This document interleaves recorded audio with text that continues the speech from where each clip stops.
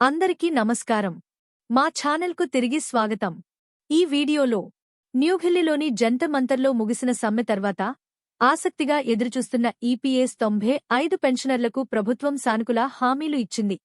కరువు భత్యం మరియు వైద్య ప్రయోజనాలతో పాటు 7,500 రూపాయలకి కనీస పెన్షన్ పెంపు కోసం పెన్షనర్ల దీర్ఘకాల డిమాండ్లను కేంద్ర కార్మిక మంత్రులు అంగీకరించారు. పెన్షనర్ల సమస్యలపై సున్నితమైన పరిశీలన జరుగుతోందని మరియు త్వరలో అనుకూలమైన నిర్ణయం వస్తుందని అధికారులు హామీ ఇచ్చారు. ఆందోళనలో పాల్గొన్న భారతదేశం అంతటా 78 లక్షలకు పైగా పెన్షనర్లకు ఆశ మరియు కొత్త ఆశావాదాన్ని నింపింది. మేము అంశంలోకి వెళ్లే ముందు మీరందరూ మా ఛానల్కు సభ్యత్వాన్ని పొంది మాకు మద్దతు ఇవ్వాలని మేము అభ్యర్థిస్తున్నాము. జంతర్ మంతర్లో దాదాపు 28 రాష్ట్రాల నుండి వేలాది మంది పెన్షనర్లు గుమిగూడిన సమ్మె సమయంలో వృద్ధుల గొంతును విస్మరించలేము. ఈ నిరసన పెన్షనర్లను ఏకం చేసింది మరియు దేశ రాజధానిలో ఈ లక్ష్యాన్ని చేపట్టిన సుమారు 26 మంది పార్లమెంటేరియన్లు దీనికి గట్టిగా మద్దతు ఇచ్చారు. దాదాపు ఒక దశాబ్ద కాలంగా పెన్షనర్లు తమ చట్టపరమైన హక్కుల కోసం పోరాడుతున్నారని, అవి ఇంకా పూర్తిగా సాకారం కాలేదని ఈ ఉద్యమం నొక్కి చెప్పింది. వారి డిమాండ్లు స్పష్టంగా ఉన్నాయి.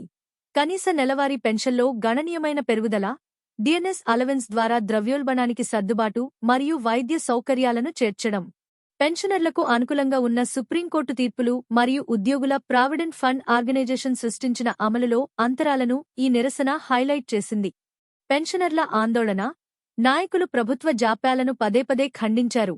అయితే ఆర్థిక మరియు కార్మిక మంత్రిత్వ శాఖలతో ఇటీవలి సమావేశాలు సంభాషణలో మరియు చర్య తీసుకోవాలనే ఉద్దేశ్యంలో పురోగతిని చూపించడంతో ఆశావాదాన్ని వ్యక్తం చేశారు. సమ్మె తర్వాత వెంటనే అధికారిక ప్రకటన ఖరారు కానప్పటికీ ఆగస్టు చివరి నాటి నుండి పెన్షన్ పెంపుదలలను అమలు చేయడానికి ప్రభుత్వం అధికారిక నోటిఫికేషన్ను సిద్ధం చేయడానికి తగు చర్యలు చేస్తున్నట్లు నివేదికలు వెలువడ్డాయి. ఈపీఎస్ 95 పెన్షనర్ల దీర్ఘకాల నిరీక్షణ ముగింపు దశకు చేరుకుంటుందని ఇది ఆశను రేకెత్తించింది. సమ్మె తర్వాత జరిగిన పరిణామాలు పెన్షనర్ల దుస్థితిని పదునైన రాజకీయ దృష్టికి తీసుకురావడంలో గణనీయమైన విజయాన్ని ప్రతిబింబిస్తాయి. అమలుకు ముందు అనేక విధానపరమైన చర్యలు మిగిలి ఉన్నప్పటికీ ప్రభుత్వ మరియు మంత్రుల హామీలు ఈపీఎస్ 95 కింద పదవీ విరమణ చేసినవారు ఎదుర్కొంటున్న ఆర్థిక ఇబ్బందులను పరిష్కరించడానికి సంసిద్ధతను సూచిస్తాయి. అధికారిక నిర్ధారణ మరియు సమ్మె కోరిన నిర్దిష్ట ఉపశమనం కోసం ఎదురుచూస్తున్నందున పెన్షనర్లు ఓపికగా ఉన్నప్పటికీ అప్రమత్తంగా కూడా ఉండాలని సూచించారు.